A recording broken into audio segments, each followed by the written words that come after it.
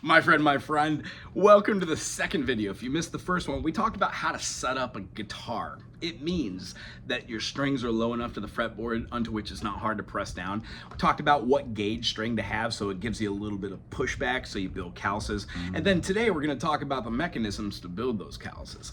So these are called spider exercises. I'm just a teacher out of all the different teachers out there in the world. Everybody has their own terminology and everybody has their own way of doing it. This is just one person's opinion. If you have something a little bit different, put it in the comment section. I would love to hear. As far as the pick, I don't use the tip of it unless I'm soloing. I usually use the flat edge like this. It helps me to hold it, number one, because there's no way that I'm gonna be able to drop it knowing that I've been playing and holding this like this forever. When I'm not using it, it helps to push it back underneath the pinky and go for a finger style. So when we pull it out very quickly, we can play our chords. Now playing the chords is one thing. I'm going to show you how to switch between these chords, which eventually is going to make you a more efficient player. Wait till the end of this video to learn that. And then now we're going to talk about these spideys. You will play your first finger, first fret, second finger, second fret, third finger, third fret, and fourth finger, fourth fret. By going up each individual fret, you do not want to play on the metal fretting. You want to play in between on the fret. The idea is you're pushing down the space in between the two frettings. So when you play on the second fret, you're actually pushing it down between a very finite space, and it alters the note, which is being created from having tension from here all the way down here. At the 12th fret, everything repeats. So when we play a chromatic scale, it includes all the notes. It has the tonic, the root, the prime, and then goes all the way through all of our notations. The minor second, minor third, major third. Perfect fourth, we're gonna have an augmented fourth or a flat five, our five, sharp five, or a minor six. Our major six, minor seven, major seven, and then our root again. Each one of these is a quadrant to me. We do all sorts of cool things like minor pentatonics, and then if you switch up, you get your major side. We'll talk about that in another video, but the reason why we're able to use our fingers like this is because we learn chords like C major, D minor, E minor, F major, G major, A minor, we have B diminished, and then we have C.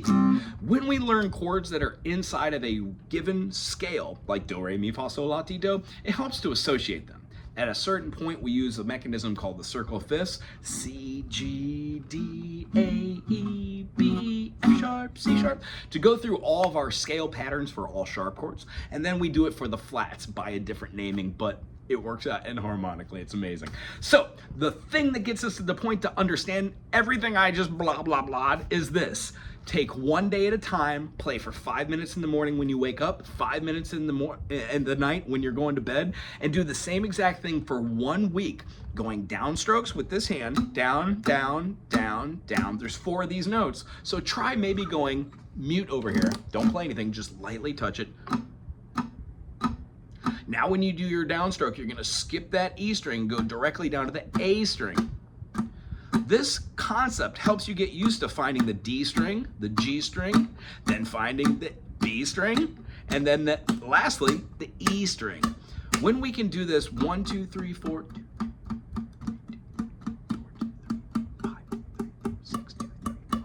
We have so many opportunities, 24 of them exactly. 1, 2, 3, 4, 5, 6, 7, 8, 9, 10, 11, 12, 13, 14, 15, 16, 17, 18, 19, 20, 21, 22, 23, 24 opportunities to do this. And then creatively go back.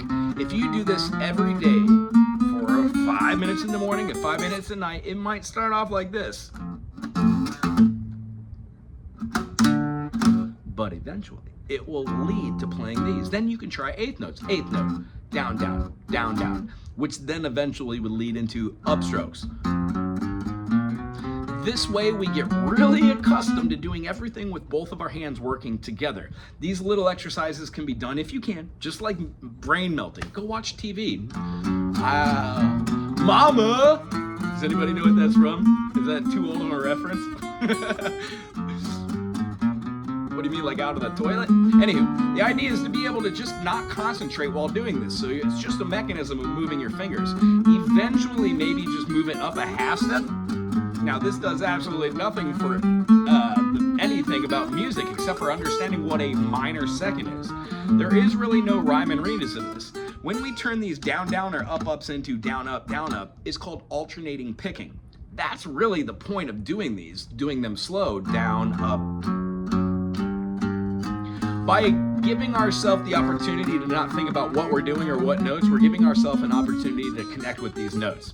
That essentially is going to build the tendons in between the pip and the dip joints, making your fingers stronger so you can press down. The amount of energy it takes to put your finger on the fretboard and then put your thumb back here, which should always be going up and down and pressing directly in the middle, to hold it so it doesn't fall, only takes a certain amount of pressure. That's the amount of pressure you want for a bar chord. These notes are not bar chords. These notes are taking the tip of our finger and pressing into it. There are two types of ways of playing. Pressing in with one finger that hits one note or two strings, or dare I say three for a partial bar. But bar chords are all flat, and then we use alternate shapes. Here's what I was saving the Tee-Tor-Totters for. 2 things you should do for 5 minutes in the morning and at night. 1, 2, 3, 4, 2, 2, 3, 4. Just go up through your spider exercises until you're able to get through each one and each note is out there and awesome, and then you move on to scales. And then the second thing in tandem with that is play any chord you know how to play. If it's the A minor, E major, D major, G major, F major, if you've moved on to bar chords, awesome possum. The concept is to play it a different way. You have 4 fingers that you play with and 1 on the back. Chances are almost every chord you're going to play is only going to use these 3 fingers. There are additional chords, extension chords that use 4, but you could also generally just use it with 1 finger by doing a bar chord. Hence, a lot of people play an A this way.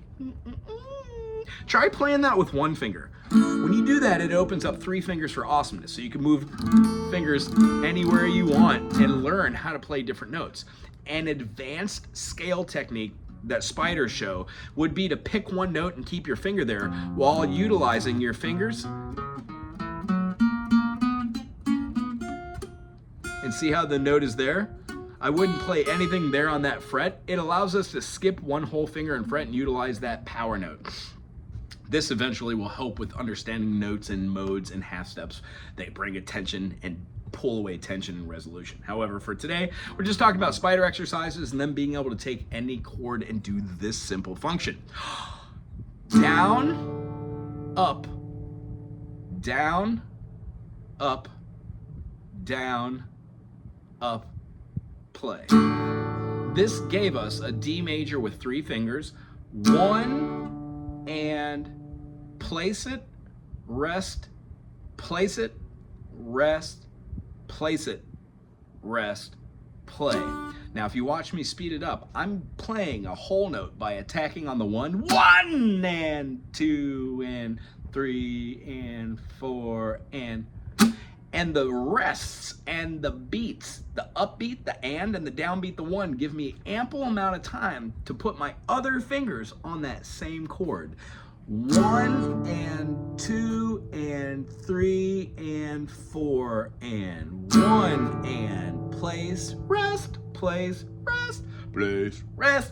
The concept of this is while you're learning chords and learning how to play them in 2 different ways, unbeknownst, you will play these chords somewhere else inside the scale, meaning D major becomes E minor, F sharp minor, G major, A major, B minor, and then we've got a C sharp diminished, which kind of feels like an A7 and goes back to our D. I digress. Those chords that you play are in a lot of music. Take a straight and stronger course to the corner of your life, or, you know, like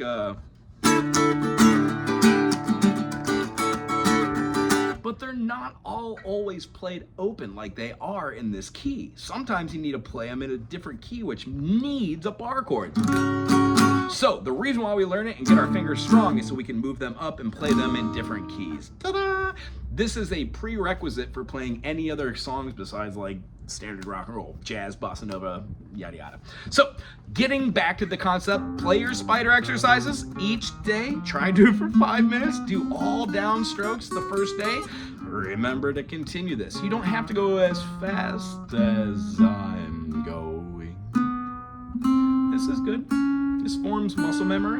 Remember that your elbow is shaking out here. You don't want it to be into your gut or your crotch, pushing all the air out of your diaphragm by leaning over to look at your fingers doesn't help either. So I'd suggest putting a mirror in front of you and then looking at your fingers. It helps to look straight ahead, take deep breaths and sit up, shake that elbow out, and for goodness sake, make sure that thumb is right in the middle. Should never have your hand like this. And for those of you with big old hands and palms, it's okay to have your thumb above here, but I would really suggest putting it back here like this. When you do that, it pushes the hands out and makes it easier to play those pointy chords. Heck, it even makes it easier to play them, their B-A-R-R-E bar chords. Hey, I really enjoyed today. I hope you enjoyed the series. After this video, there's gonna be 8 more. Aloha.